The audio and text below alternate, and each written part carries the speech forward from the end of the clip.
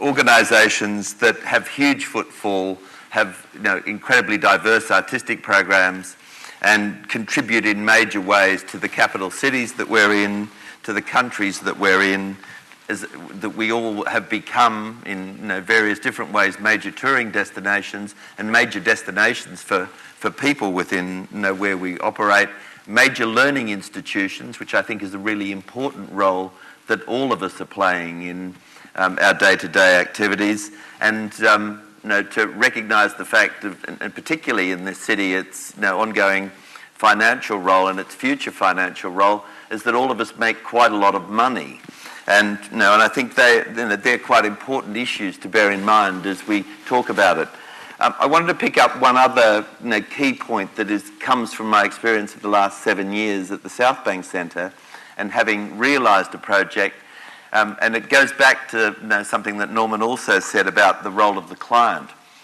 When I arrived at South Bank Centre, the first thing that the architect said to me was that you have not been for the last 12 years of this project a very good client. And on that basis, I thought this augurs very badly for a project that was due to start within the next 2 years. And I think it's a really important issue that we need to be thinking about as you moved forward on West Kowloon. It's fantastic to see the progress that has taken place since I was here last October in putting together the mechanisms and the power structures to move forward. But I also recognise that there will be some implicit tensions between the planning, the public engagement exercises, the role that the arts community wants to play in those future planning issues, and then the imperative to actually start something. And I guess the one message that I think I can bring from having delivered the South Bank Centre project over the last few years is that there is a point where you need to start the public engagement. There is also a point where you need to finish the public engagement, and there's a point where you actually have to reach some agreement within all of the key parties about what it is you want for West Kowloon, not what it is you want for yourselves, but what you want for the city. And I think the point that Mark's already raised, the idea of that 60 million that you can draw to it on an annual basis, and a point that Henry Tang made to us last night, the 1.3 billion that you would hope to bring to it in your lifetime. And I think that engagement exercise over the coming months, as you move towards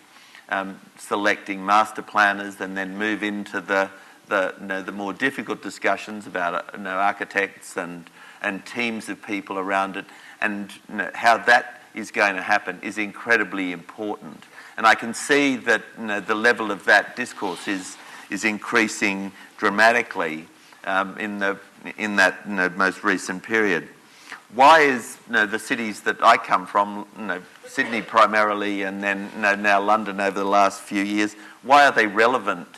to these sets of discussions? London's 7.5 million people, almost the same size as Hong Kong in that respect, but it does have the world's most competitive and densely constructed cultural infrastructure, and that's been built up over hundreds of years. I think one of the interesting issues here is that you have an extraordinary site, 2 kilometres of water's edge, 40 hectares of land, and you're going to do something over the course of the next 10 years, which I don't think anyone has done. The South Bank and Bankside, which Nick and I work alongside each other in London, comprises some 25 cultural organisations and structures over a site that is not much bigger than your cultural site. But our roots, although most of the buildings are of post-1950, the roots of that site as a cultural and